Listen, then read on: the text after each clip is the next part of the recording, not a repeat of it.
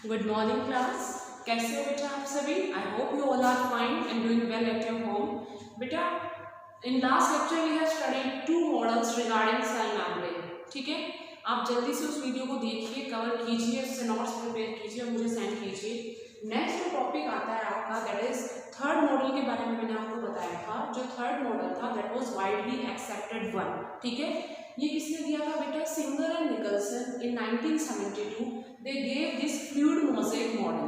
ठीक है, जो थर्ड मॉडल दिया था फ्लूइड मोज़ेक, उसको सभी लोगों ने एक्सेप्ट किया था। मैंने आपको बता दिया था कि देयर वर सम ड्रॉबैक्स, कुछ लैक्यूना थे फर्स्ट टू मॉडल्स में।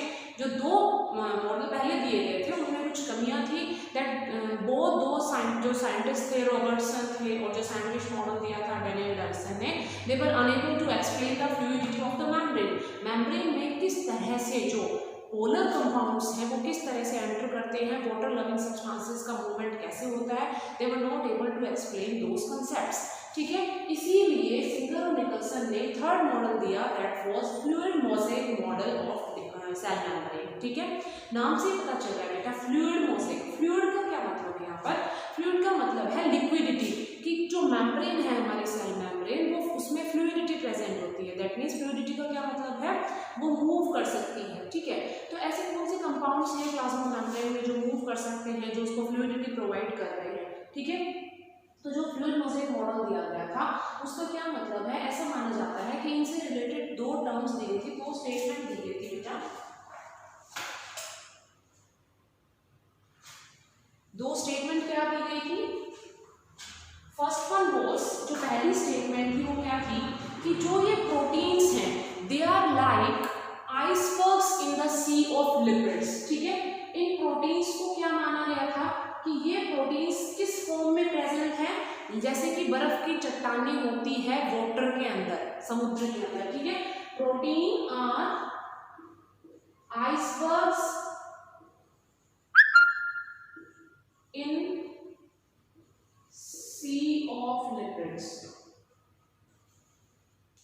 ठीक है, ऐसा माना गया था कि जो प्रोटीन है they are icebergs in sea of lipid. समुद्र में, लिपिड के समुद्र में जो प्रोटीन है वो बर्फ की चट्टानों का काम करते हैं। ठीक है, नेक्स्ट जो दिया गया था दैट वाज लाइक, इनको क्या माना जाता था प्रोटीन्स को? अगर मैं नॉर्मल लैंग्वेज की बात करूं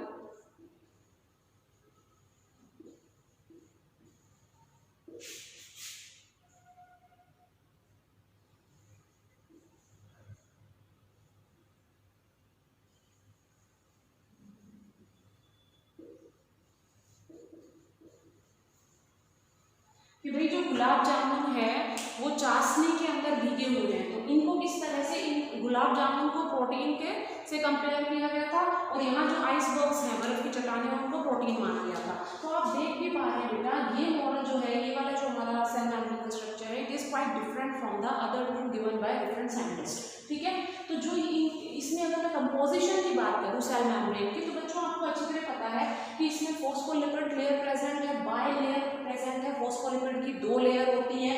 ठीक है, ऊपर देख पा रहे हैं सिंगल लेयर ये है, सेकंड लेयर हमारी क्या है? ये है। ठीक है, उसके बाद लिपिड्स के अलावा क्या प्रेजेंट होता है? प्रोटीन्स प्रेजेंट होते हैं।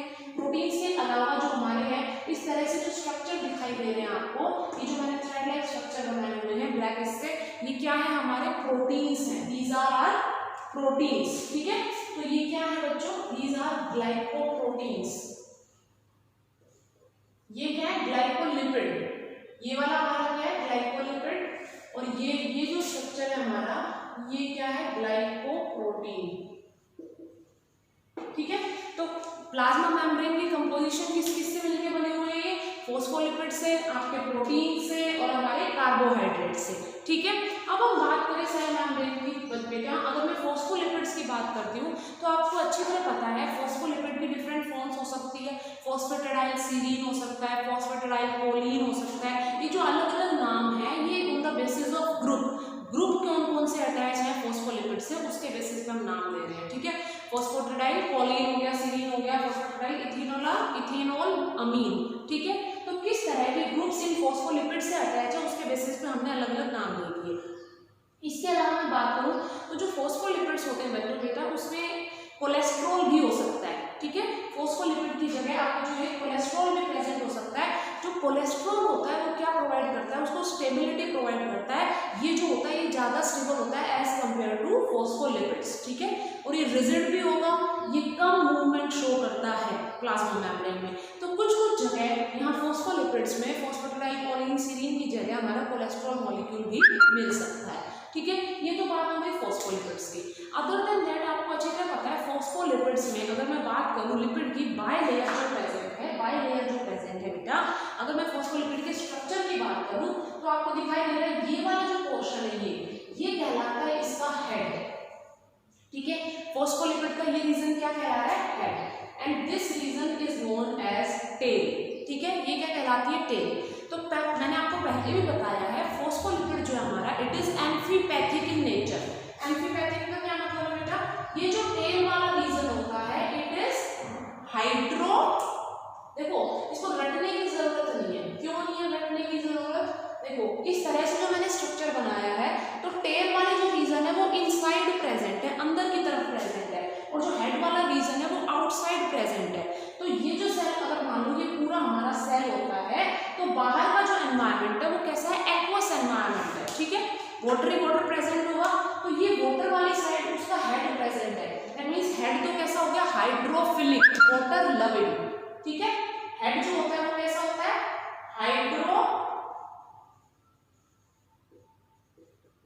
हाइड्रोफिलिक इन नेचर, ठीक है। और जो इसकी टेल होती है वो कैसी होती है, हाइड्रोफोबिक इन नेचर।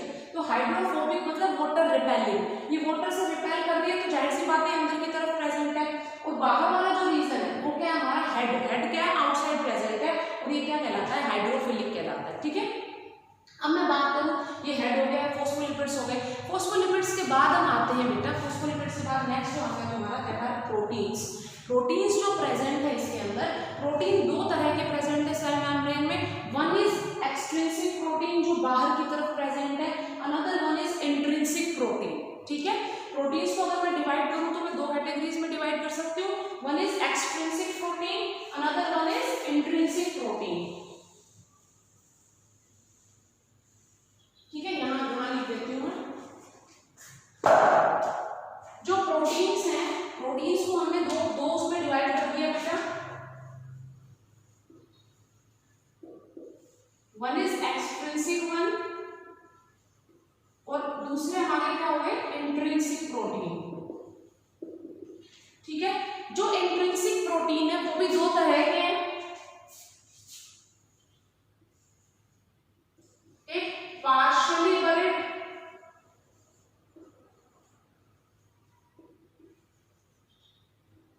एक टोटली बरिड।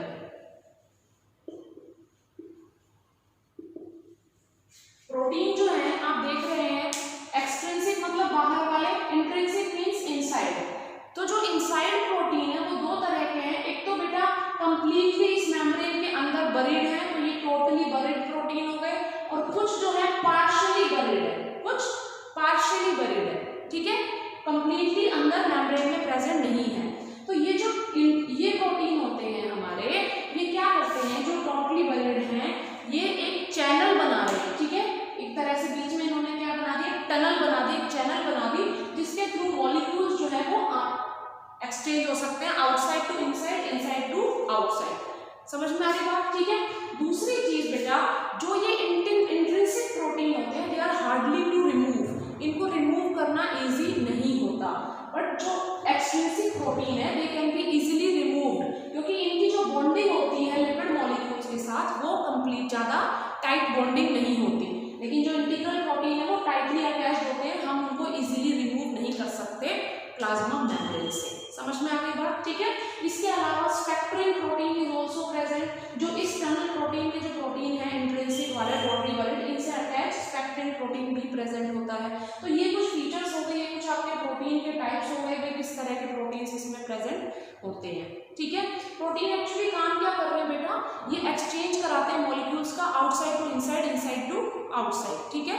ऐसे मॉलिक्यूल्स जो कि वाटर सॉल्यूबल है, जो इजीली डायरेक्ट डिफ्यूजन के थ्रू ट्रांसफर नहीं हो सकते, उनका मूवमेंट कौन कराता है, ये प्रोटीन कराते हैं। किस फॉर्म में, चैनल की फॉर्म में, कैरियर प्रोटीन्स हो सकते हैं, चैनल प्रोटीन्स हो सकते हैं, ठीक है। समझ में आ गई बात, दूसरी चीज, अब इसकी फोस्फोलिपिड्स के कारण ये क्या दिखा रहा है, फ्लूइडिटी मेंटेन कर रहा है। फ्लूइडिटी मतलब ये लिपिड्स जो होते हैं इनका आपस में एक्सचेंज हो सकता है। अभी लेकिन कोई एविडेंस नहीं है कि भाई ये जो लिपिड मॉलिक्यूल्स हैं क्या ये सच में ही फ्लिप फ्लॉप मैकेनिज्म शो करते हैं। फ्लिप फ्लॉप मैकेनिज्म का मतलब है ये वाली जो लेयर है ये मूव करके इधर आ जाए और ये वाली जो लेयर है ये मूव करके इधर चली जाए, तो इसको हम क्या कह रहे हैं, फ्लिप फ्लॉप मैकेनिज्म कह रहे हैं, जो कि पॉसिबल नहीं है। अभी एविडेंस हमारे पास कोई प्रूफ नहीं है इससे रिलेटेड, लेकिन माना जाता है कि जो मेम्ब्रेन की फ्लूइडिटी है, लिक्विडिटी है, वो इसी कारण से, ठीक है, इनके टू एंड फ्रो मोशन की वजह से, फ्लिप फ्लॉप मोशन की वजह से, ठीक है। आई होप ये आपको क्लियर हुआ होगा। नेक्स्ट हम बात करते हैं आफ्टर प्रोटीन। प्रोटीन के बाद आता है कार्बोहाइड्रेट्स। मैंने आपको बताया था कार्बोहाइड्रेट भी 1 to 2% कार्बोहाइड्रेट भी प्रेजेंट होते हैं। अब कार्बोहाइड्रेट दो तरह के हैं बच्चों, they can be glycoproteins, they can be glycolipids. देखो जो ग्लाइको वर्ड है, जो ग्लाइको वर्ड है that is related to carbohydrates, ठीक है। अब ग्लाइकोलिपिड से क्या मतलब है, देखिए अगर ये कार्बोहाइड्रेट वाला पार्ट, अगर ये कार्बोहाइड्रेट वाला पार्ट इस लिपिड से अटैच है तो ये कहलाएगा ग्लाइकोलिपिड, ठीक है। अगर ये कार्बोहाइड्रेट वाला पार्ट इस प्रोटीन से अटैच है, इस पेरिफेरल प्रोटीन से अटैच हो रहा है, इससे अटैच हो रहा है, तो इसको मैं क्या कह रही हूँ, ग्लाइकोप्रोटीन। अब इन कार्बोहाइड्रेट का क्या रोल है, कार्बोहाइड्रेट क्या करते हैं बेटा, these carbohydrate help in cell recognition, ठीक है, ये सेल को रिकॉग्नाइज करने में हेल्प कर रहे हैं, किसी दूसरे सेल से अटैच करने में हेल्प कर रहे हैं, ठीक है। देखो फोस्फोलिपिड फ्लूइडिटी है, जो मेम्ब्रेन हमारी फ्लेक्सिबल है, उसके भी डिफरेंट फंक्शंस हैं। पहला तो वो ग्रोथ में हेल्प करेगा, जाहिर सी बात है, अगर सेल मेम्ब्रेन भी रिजिड हो जाएगी तो हमारा सेल जो है वो ग्रो नहीं कर पाएगा, उसकी जो साइज है वो इंक्रीज नहीं हो पाएगा, ठीक है। सेकेंड चीज किसमें हेल्प करते हैं, it helps in cell attachment. जो जंक्शन बनते हैं, एक सेल दूसरे सेल से अटैच हो रहा है, वो भी किस कारण से हो रहा है, इसकी फ्लूइडिटी के कारण से ही हो रहा है, ठीक है। तो ये कुछ पॉइंट्स है जिसमें हमें जो सेल जो फ्लूइडिटी है, सेल मेम्ब्रेन की जो फ्लेक्सिबिलिटी है वो हेल्प करती है, ठीक है। अब कार्बोहाइड्रेट की बात करें तो मैंने आपको बताया कि कार्बोहाइड्रेट जो है वो रिकॉग्निशन में हेल्प कर रहे हैं सेल को, ठीक है। रिकॉग्निशन का क्या मतलब है, यहाँ पे आप एक एग्जांपल लीजिए, फर्टिलाइजेशन का हम एग्जांपल लेते हैं। फर्टिलाइजेशन में आपको पता है कि एक सिंगल स्पर्म जो होता है वही एक सिंगल ओवम को फर्टिलाइज करता है। बहुत सारे स्पर्म रिलीज होते हैं बट इनमें से सिर्फ एक ही है जो कि उस एग को फर्टिलाइज कर रहा है, ठीक है। अब उस एग को जो फर्टिलाइज कर रहा है, ऐसा कुछ ना कुछ उसके पास रिसेप्टर होगा जो पर्टिकुलर उस एग से जाके बाइंड कर रहा है, ठीक है। सपोज कीजिए कि मैं एग्जाम्पल ले लेती हूँ कि मेरे पास ये क्या है, ये हमारा एग होता है, ये स्पर्म है, ठीक है। सपोज कीजिए कि अगर एक स्पर्म ये आ रहा है, ठीक है, दूसरा स्पर्म एक ये आ रहा है, ये दोनों स्पर्म जो है इस एग से फ्यूज करना चाह रहे हैं, लेकिन इसके पास एक पर्टिकुलर रिसेप्टर है जो सिर्फ इसको ही बाइंड कराएगा। ये चाहे कितना भी बाइंड हो, ये इससे बाइंड नहीं कर पा रहा, ठीक है। तो इसके पास कुछ ऐसे रिकॉग्निशन सीक्वेंसेस हैं जो इसको इस रेड वाले के उसको रिकॉग्नाइज करेगी और अटैच कर लेगी। तो ऐसे ग्लाइकोप्रोटीन्स प्रेजेंट होते हैं किसके पास, एग सेल की मेम्ब्रेन पे और स्पर्म सेल की मेम्ब्रेन पे। इसीलिए ये ग्लाइकोप्रोटीन्स जो है क्या करते हैं, हेल्प करते हैं सेल रिकॉग्निशन में, ठीक है, फर्टिलाइजेशन में हेल्प कर रहा है। उसके अलावा एंटीजन एंटीबॉडी रिएक्शन होती है हमारी, ठीक है। एंटीजन होता है फॉरेन सब्सटेंस और एंटीबॉडी मतलब जो उसके अगेंस्ट एंटीबॉडीज बनती है, वेपन्स बनते हैं, आपने पढ़ा हुआ है, ठीक है।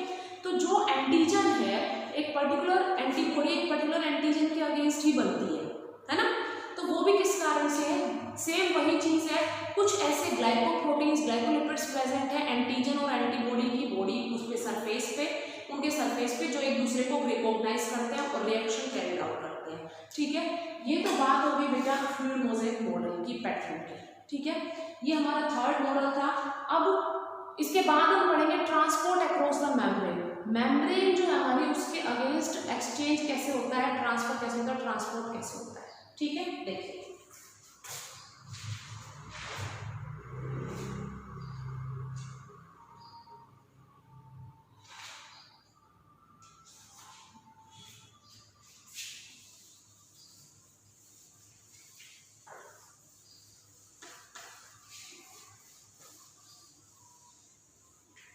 आई होप ये आपको क्लियर हो गया होगा बेटा।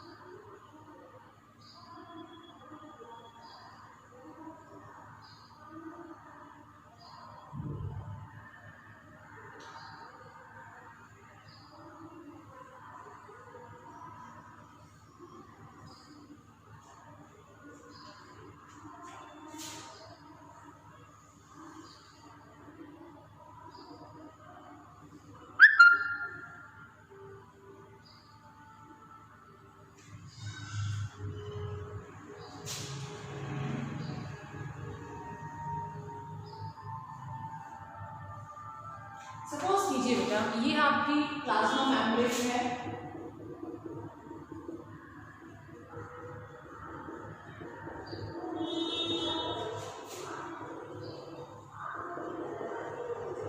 अब जो ट्रांसपोर्ट हो रहा है हमारा, वो ट्रांसपोर्ट कितने तरीके से हो सकता है?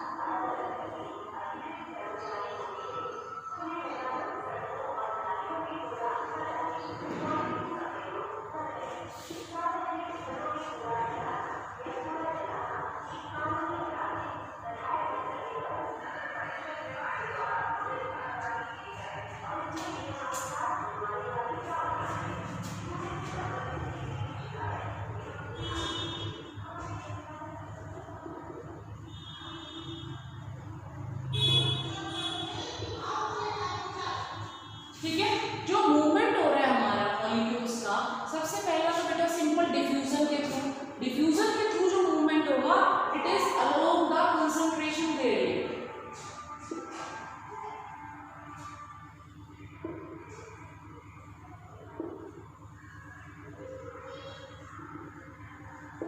Along the concentration gradient means जहां कंसंट्रेशन ज्यादा है मॉलिक्यूल्स की, वो क्या करेंगे, जहां कम है उसके साइड मूव करते हैं। ठीक है, ये डिफ्यूजन सिर्फ उन मॉलिक्यूल्स का हो पाएगा बेटा जो कि कैसे हैं, हाइड्रोफोबिक है या लिपिड लविंग है, क्योंकि जो हमारी मेम्ब्रेन है, एक सेकंड,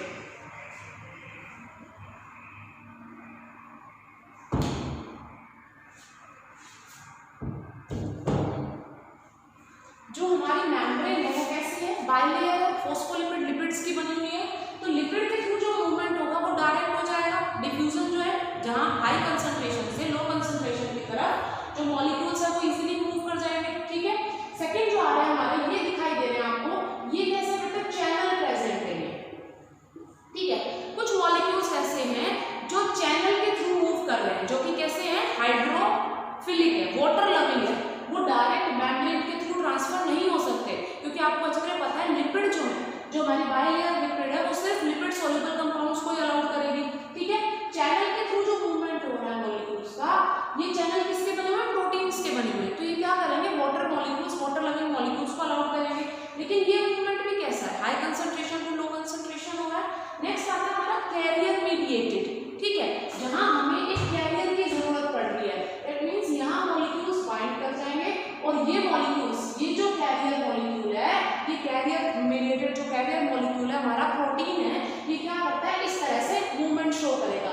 तो ये क्या हो गई, flip flop mechanism, flip flop movement हो गई।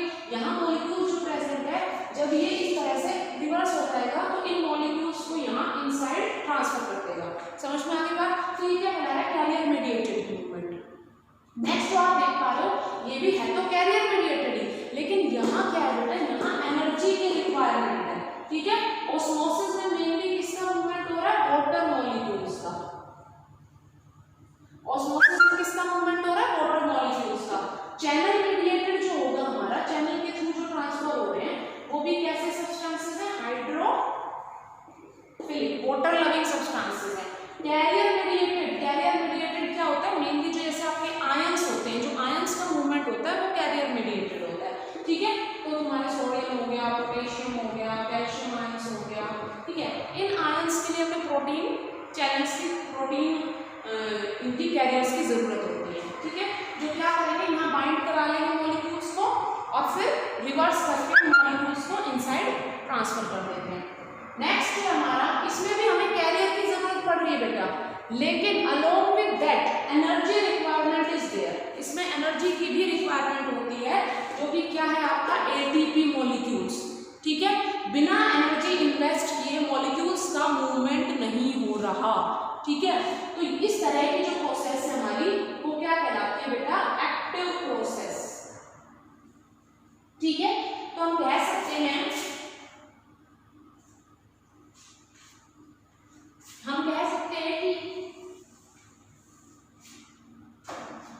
कि ये जो दोनों मूवमेंट्स हैं, ये मूवमेंट जो है हमारे, ये कैसा ट्रांसपोर्ट है, पैसिव ट्रांसपोर्ट है। ठीक है, और ये वाला जो है एनर्जी इन्वेस्टमेंट वाला, ये हमारा कैसा है, एक्टिव ट्रांसपोर्ट है। और एक्टिव ट्रांसपोर्ट जो जनरली होता है बेटा, वो अगेंस्ट द कंसंट्रेशन ग्रेडियंट होता है। अगेंस्ट द कंसंट्रेशन ग्रेडियंट का क्या मतलब है, जहां कंसंट्रेशन लो होगी वो हाई की तरफ मूव कर रहा है, वो अगेंस्ट द कंसंट्रेशन ग्रेडियंट कहला रहा है।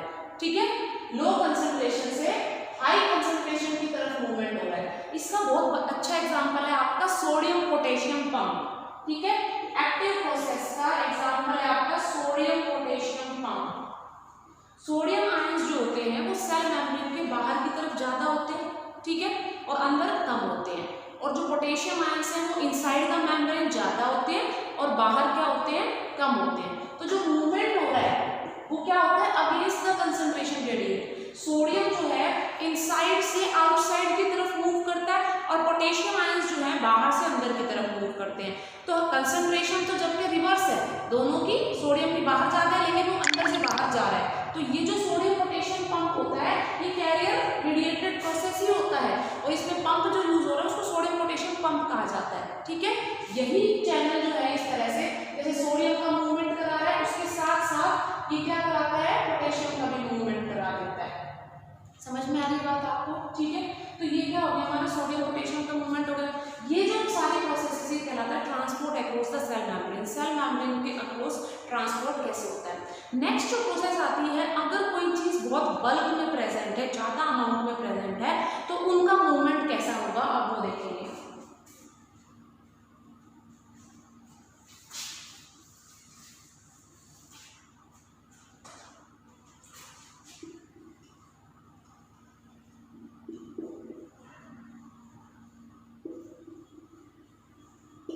जो बल्क ट्रांसपोर्ट है वो क्या कर रहा है बेटा, वो प्रोसेस को हम कहते हैं मेनली, जैसे आपकी होगी एंडोसाइटोसिस। मेनली एंडोसाइटोसिस के थ्रू बल्क का ट्रांसपोर्ट होता है, ज्यादा मॉलिक्यूल्स का मूवमेंट होता है। इसमें भी फिर आपकी दो कैटेगरीज आ जाती है बेटा, one is your pinocytosis, second one is phagocytosis. Pinocytosis, phagocytosis. Pinocytosis क्या होता है, इसको हम बच्चों सेल ड्रिंकिंग भी कहते हैं। सेल ड्रिंकिंग भी कहा जाता है इसे, और phagocytosis is known as cell eating. Cell eating भी कहते हैं फैगोसाइटोसिस को। ठीक है, तो जो वाटर सोल्यूबल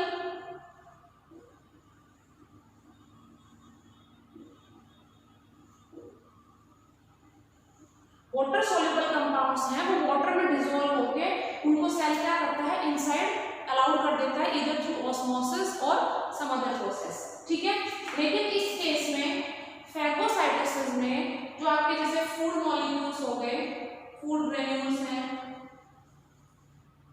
हैवी जो जिनका मॉलिक्यूलर वेट ज्यादा होता है, उनके मूवमेंट के लिए फैगोसाइटोसिस प्रोसेस होती है। जनरली इन दोनों ही प्रोसेस में होता क्या है बेटा, सपोज कीजिए कि ये आपका सेल है, ठीक है, और ये किसी सब्सटेंस है जिसको इसके अंदर जाना है। ठीक है, तो क्या होगा, ये सेल मेम्ब्रेन क्या करती है, इस तरह से इन्वेजिनेशन बना देती है और इन पार्टिकल्स को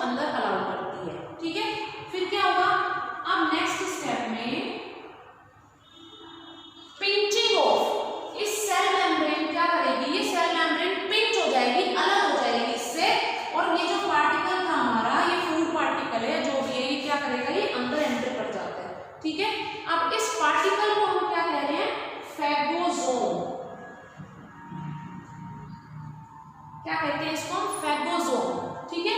ये कहलाती है बच्चों एंडोसाइटोसिस, अंदर जाना, ठीक है, सेल के अंदर जाना, phagosome. And later on this phagosome is digested by the lysosomes. हमारी सेल के अंदर जो लाइसोसोम्स प्रेजेंट होते हैं वो इसको क्या करते हैं, फूड पार्टिकल को डाइजेस्ट कर लेते हैं, छोटे छोटे पार्ट्स में ब्रेक कर देते हैं और एनर्जी ऑब्टेन करते हैं, ठीक है। तो ये तो हो गया वर्क ट्रांसपोर्ट। अब अगर सपोज कीजिए कि कोई पार्टिकल अंदर है, ठीक है, कोई टॉक्सिक सब्सटेंस है, उसको बाहर रिमूव करना है, तो वो क्या कहलाती है, exocytosis. Exocytosis that means ejection, बाहर निकालना।